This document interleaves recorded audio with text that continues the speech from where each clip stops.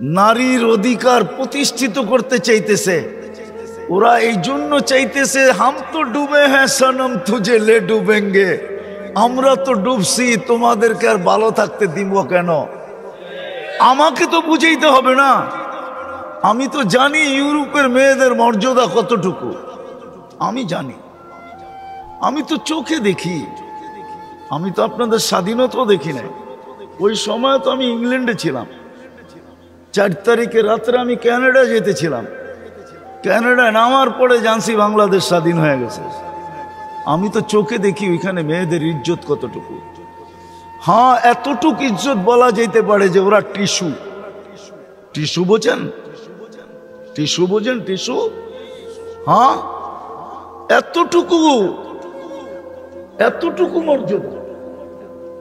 কিন্তু আমি সরকার প্রধানরে একটা কথা বলবো আর কি, আপনাদের মাধ্যমে, মিডিয়ার মাধ্যমে, বড় শ্রদ্ধা করি ওনাকে, আমাদের গৌরব মডেল উনি। হ্যাঁ, সম্মানী ব্যক্তিকে সম্মান দেওয়া এটাও ইসলামের শিক্ষা। উনি নোবেল বিজয়ী। কয়েকদিন আগে তো কেউ আচার খাইলো আমাদের ছেলেদের পেশাবে, ঠিক না? মনে হয় বোঝেন নাই। কার পেশাবে? বাচ্চাদের, ছেলেদের পেশা, ছাত্রদের পেশাবে, ঠিক না? আমি ওনাকে করজোর অনুরোধ করব, উনি যেন মেয়েদের পেশাবে আচার না খায়। উনি যেন, উনি পুরুষ, একটা পুরুষের পেশাবে আচার খাক, আমার কোনো আপত্তি থাকবে না।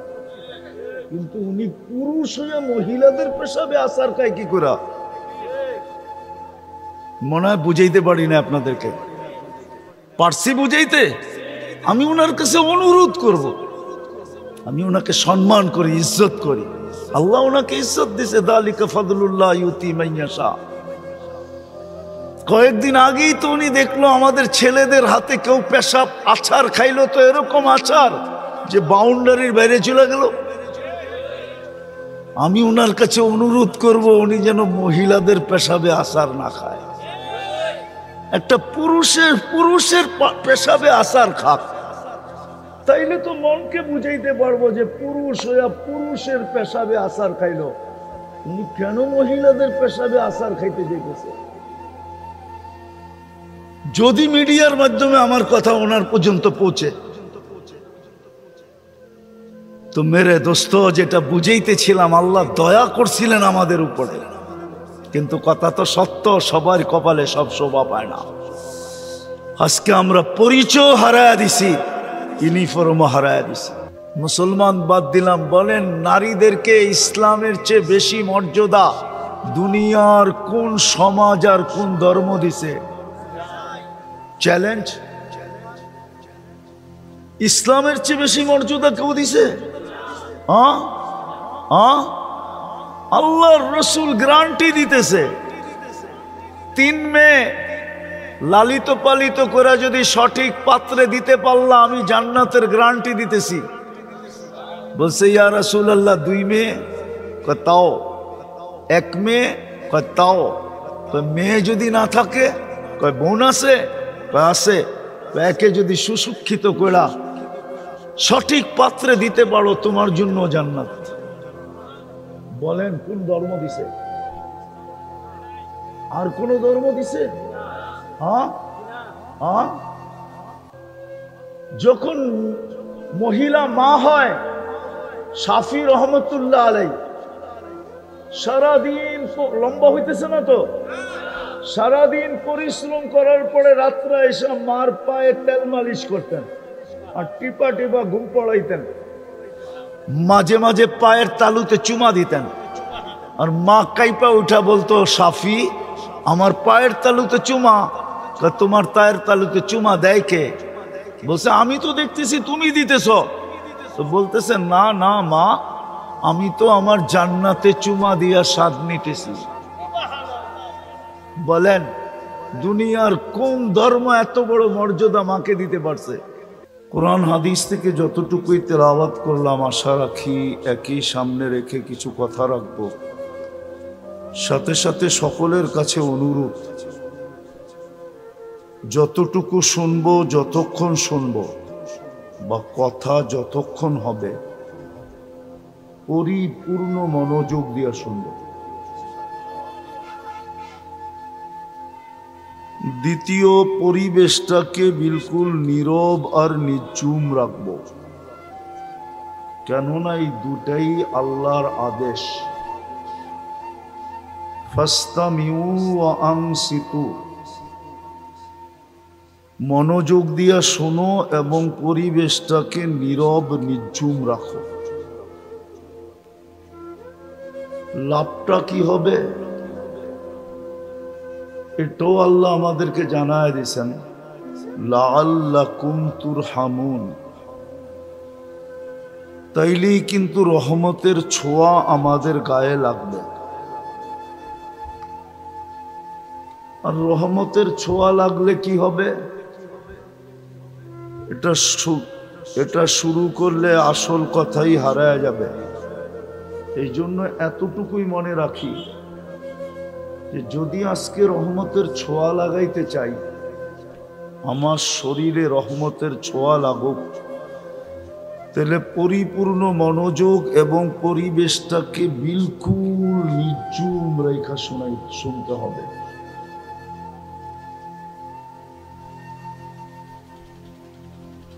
আল্লাহর সবচেয়ে বড় রহমত আমাদের উপরে, আল্লাহর বহুত বড় রহমত। আমি রহমতই বলবো, দয়াই বলবো, করুণাই বলবো, যে আল্লাহ আমাদেরকে মানুষ হিসাবে অস্তিত্ব দিয়েছে। এটা আল্লাহর রহমত আর দয়া যদি না হইতো, পছন্দ আর ভালোবাসা যদি না হইতো, মানুষ ভালোবাসার জন্য কতই না লালায়িত হয়।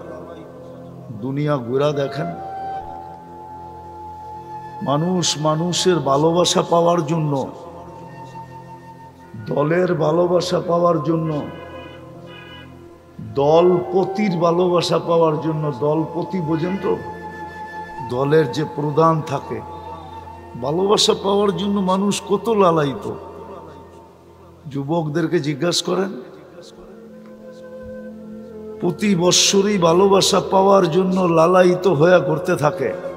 ফুলও দেয়, হোটেলেও খাওয়ায়, পার্সেলও দেয়, কি না করে পারে না কলিজা বাইর করে দিয়া দিতে।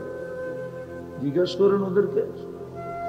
তারপরও যেন একবার লেখা দেয়, আমি তোমায় ভালোবাসি, I.ইউ। অথচ আল্লাহ আমাদেরকে ভালোবাসা মানুষ বানাইলেন, সৃষ্টির সেরা বানাইলেন, সেরা। বুঝাইতে পারতেছি? ভালোবাসা সৃষ্টির সেরা বানাইলেন, এটা ভালোবাসার ফল। যদি ভালো না বাসতেন তাহলে আপনাকে আমাকে মানুষ বানাইতেন না। আমি আরেকটু উপরে নিয়ে যাব, এর চেয়েও বেশি ভালোবাসার প্রকাশ করছেন আল্লাহ। আমাদেরকে মুসলমানের ঘরে পাঠাইছেন।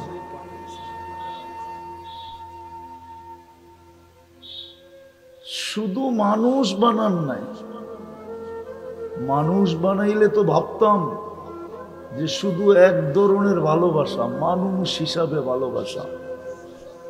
মানুষও বানাইছেন, আবার ভালোবাসার মাত্রাকে আরো উপরে নিয়ে গেছেন, আরো উপরে উঠাইয়া দিছেন। মুসলমানের ঘরে আমাদেরকে অস্তিত্ব দিছেন। হ্যাঁ, সত্য এটাই। ওলামা একমত হবে, আল্লাহর ভালোবাসা যদি আপনার আমার উপরে না হইতো, আরো উচ্চ স্তরে, তাহলে কোনোদিন মুসলমানের ঘরে আসার সুযোগ হইতো না। আরো একটু উপরে নিয়ে যেতে চাইতেছি, যার পরে আর কোনো ভালোবাসাই নাই, ভালোবাসা শেষ। এর উপরে ভালোবাসা, দ্বিতীয় স্তরেরও উপরে, একবারে শেষ ভালোবাসা, শেষ স্তর।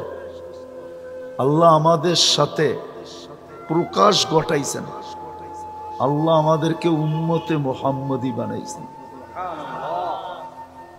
সুবহানাল্লাহ। একবার না 100 কোটি বার বলল ভালোবাসার শেষ। যদি উলামা জিজ্ঞাসা করে এরপরে ভালোবাসা নাই কেন, ওনার চেয়ে বড় তো কোনো নবী নাই, আবার ভালোবাসা কাকে দিবে? আছে নাকি ওর জন্য ভালোবাসা রাখবে? ওনার আগেও তো কেউ নাই, ওনার পরেও তো কেউ নাই, ওনার আগেও কেউ নাই। যদি উলামা প্রমাণ চায়, প্রমাণ দিতেছি। আবু হুরায়রা রাদিয়াল্লাহু তাআলা আনহু জিজ্ঞাসা করছে, আপনি নবী কখন থেকে? তো বলছে, আনান নাবিয়্যু ওয়াল আদমু বাইনাল মাই ওয়াত তিন। আমি ওই সময় থেকে নবী ঘোষিত যখন আদম আলাইহিস সালামের জন্য মাটিও নির্বাচন করা হয় নাই। আনা তো দূরের কথা, বানানো তো দূরের কথা, নির্বাচিতই হয় নাই, মাটি চয়েস করা হয় নাই। আমি তখন থেকেও নির্বাচিত।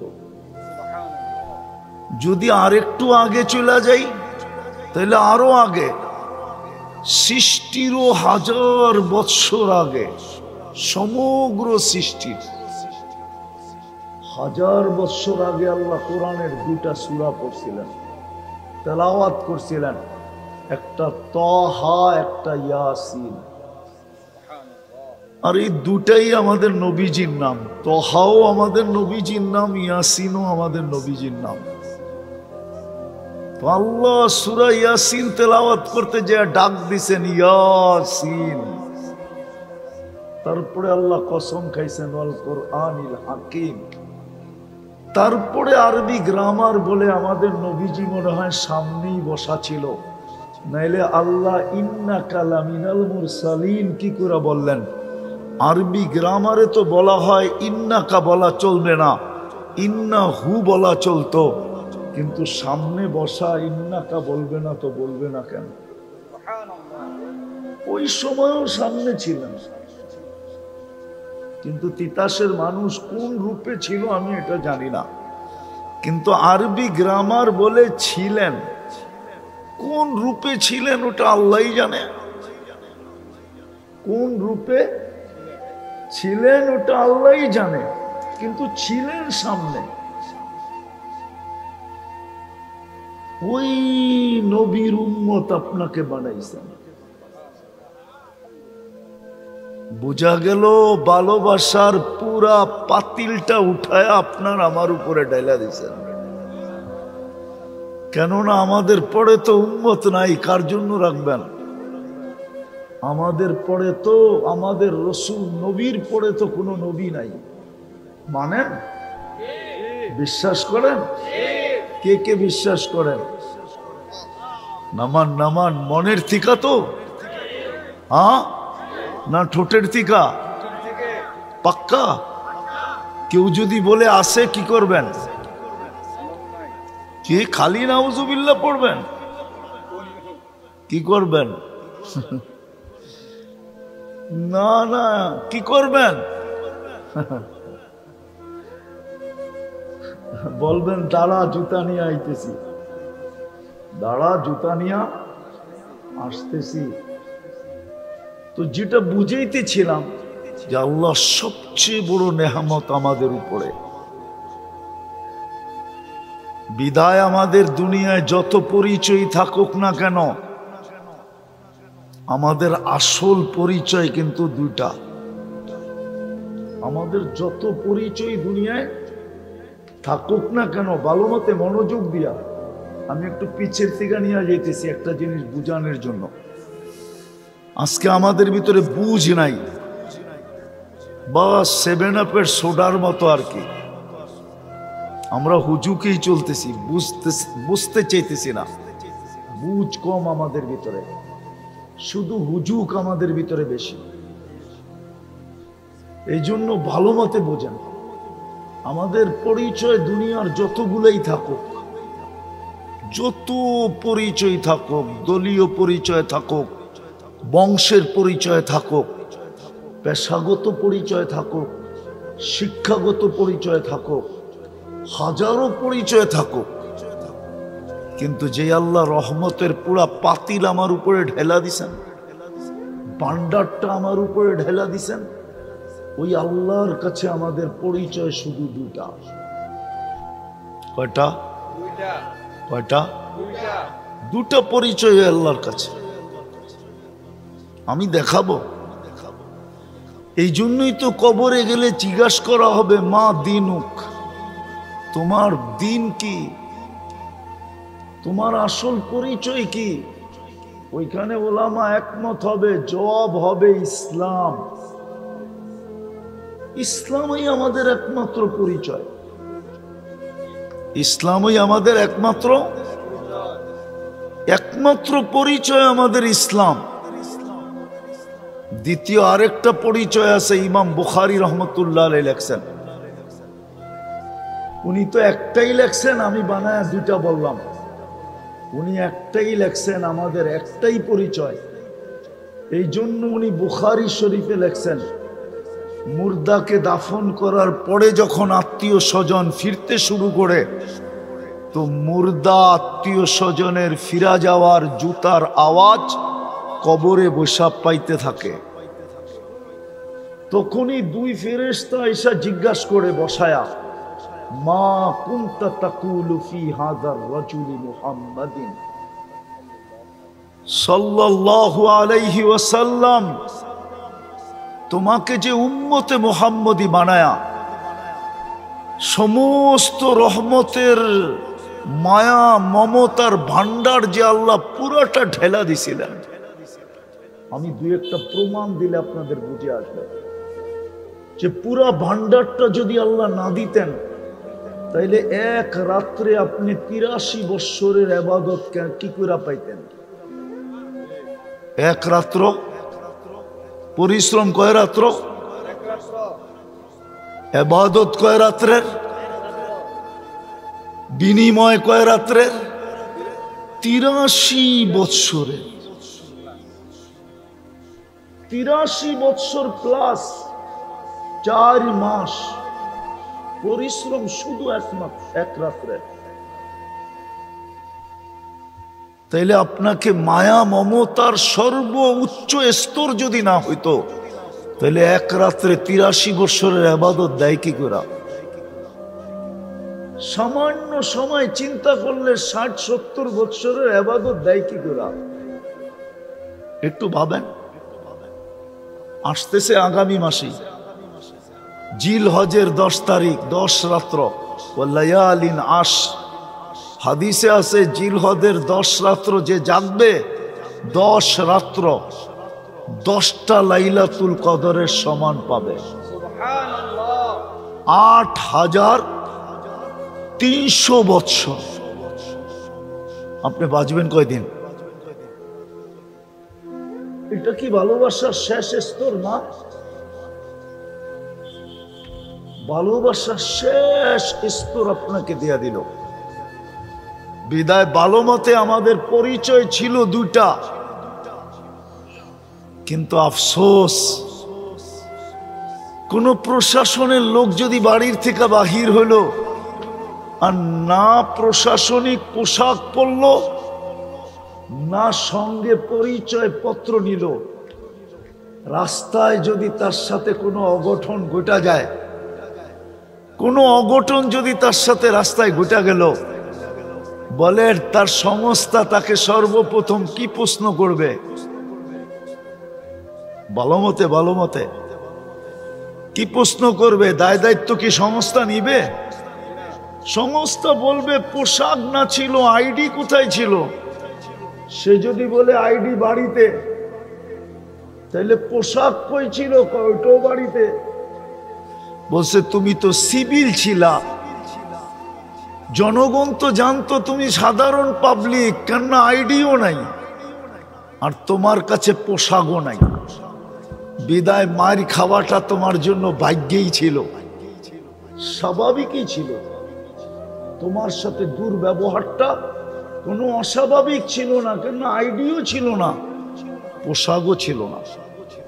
আজকে সারা দুনিয়ায় মুসলমানের যে দুরবস্থা, আমরা যে চিৎকার দিতেছি, সারা দুনিয়ায় মুসলমানের দুরবস্থা, আমরা পরিচয়ও হারায় ফেলছি, আমরা আমাদের পোশাকও হারায় ফেলছি।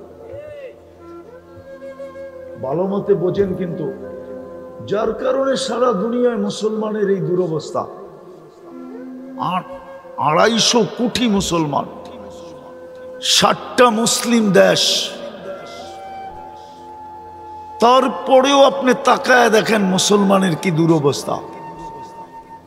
হবে না তো হবে না কেন? কেন হবে না আপনার দুরবস্থা? পরিচয় কোথায়?